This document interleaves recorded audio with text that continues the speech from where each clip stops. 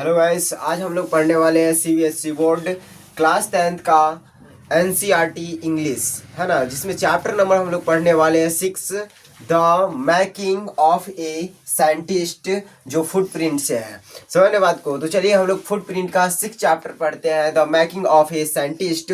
और ये बहुत ही अट्रैक्टिव चैप्टर है, how to become a scientist.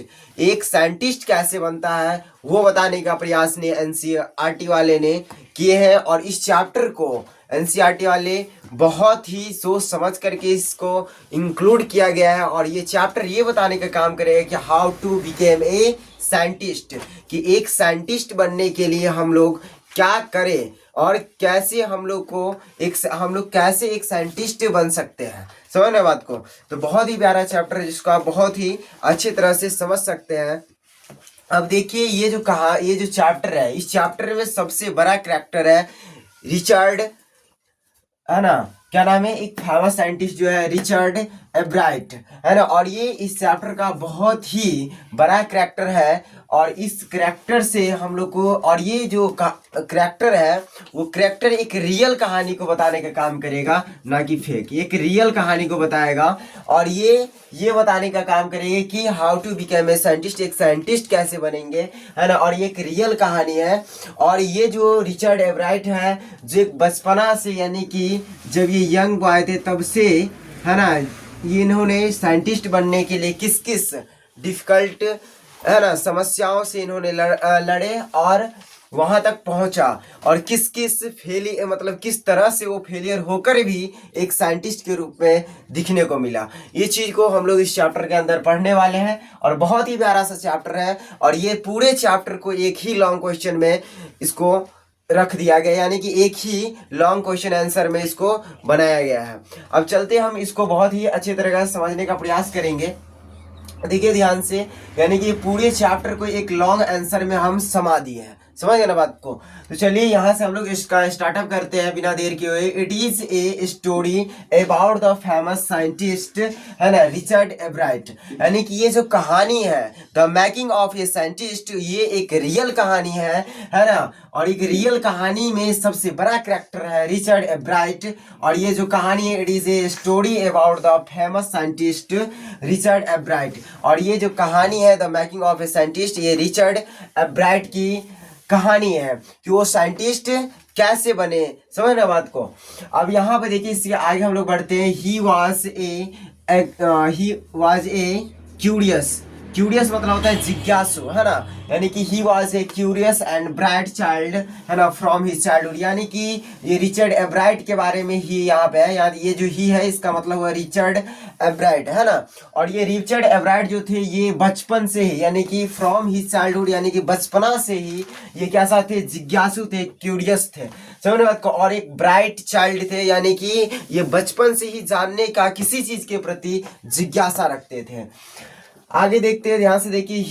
His mother increased his interested in learning. और इनकी माँ जो थी इनको अधिक सपोर्ट किया है इनकी सफलता में।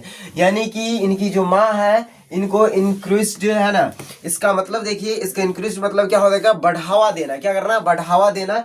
यानी कि ये जिस लाइन में रिचर्ड एब्राइट आगे बढ़ना चाहते थे उस लाइन में इसकी माँ जो है इसको बढ़ावा देते थे। यानी कि उस चीजों के प्रति, सीखने के प्रति, है ना, रिचर्ड एब्राइट का रुचि को बढ़ाने का काम करते थे। समझ रहे बात को। अब देखिए, see took him on trips, bought him telescope, microscope, cameras, है ना, माउंटेनिंग। और यहाँ पे देखिए, है ना, मटेरियल्स, यानी कि देखिए ध्यान से, माउंटेनिंग मटेरियल्स। यानी कि इनकी जो माँ है, ये क्या बोलते हैं, रिचर्ड एब्राइट की, इनकी जो माँ है ना, उसी का मतलब हो गया रिचर्ड एब्राइट की जो मदर है। टूक हिम ऑन ट्रिप्स, रिचर्ड एब्राइट की जो माँ थी वो इनको किसी भी ट्रिप पर अगर वो जाती थी, कहीं घूमने के लिए, कहीं भी जाती थी, उनको लेकर के जाते थे साथ में। समझ ना बात को। जैसे कि एक बच्चे अगर माँ मेला भी जा रही तो देख लिया तो रोने लगते हैं। समझ ना बात को। कुछ उसी प्रकार से वो रिचर्ड एब्राइट रोते नहीं थे, उनकी माँ ही खुद उनको ले जाते थे ट्रिप पे। ले जाने का उसका ये मकसद रहता था कि हम जहाँ पे ले जा रहे हैं, है ना, वो जहाँ पे ले जा रहे हैं वहां से उसको अवेयरनेस मिले, यानी कि जागरूक हो अंदर से, समझ ना बात को। और वो जिस चीज के प्रति वो जाना चाहता है उस चीज में उसका इंटरेस्ट को बढ़ाना तो चाहवे करती थी उसकी मदर, है ना। तो इसको मतलब जहाँ भी जाते थे वो ट्रिप पर लेकर के जाते थे। और अबाउट हिम टेलीस्कोप, और उसको ले जाने के बाद उसको ले ही नहीं जाते थे, जो चीज मतलब कि थोड़े अच्छा होते थे, है ना, वो चीज सब उसको खरीदते भी थे। जैसे कि ले जाने के बाद उसको क्या क्या खरीद दिए, देखिए ध्यान से, टेलीस्कोप भी देते खरीद दिए, है ना, माइक्रोस्कोप खरीद दिए, कैमरा खरीद दिया, बहुत सारे चीज उनको क्या करते थे, उनकी मदर उनको खरीदते थे। जैसे कि आप लोग मेला जाते तो खिलौना से खरीद लेते, और उनकी जो मदर थी उनको कुछ वैसा वैसा चीज खरीद करके देते थे ताकि उसको उस चीजों से कुछ अच्छा बेहतर सीख मिले, है ना। और आप लोग हैं जो आप लोग सीखने मतलब जिस चीजों से आपका ज्ञान होगा, है ना, वो चीज ना खरीद करके अब दूसरे फालतू चीजों के लिए जिद करते हैं। देखिए एक जो यानी कि ये है रिचर्ड एवराइट, ये अपने माँ के साथ जाते थे, इनकी माँ भी वो चीज सब खरीदते हैं जिससे इसको बेहतर ज्ञान मिल सके, है ना।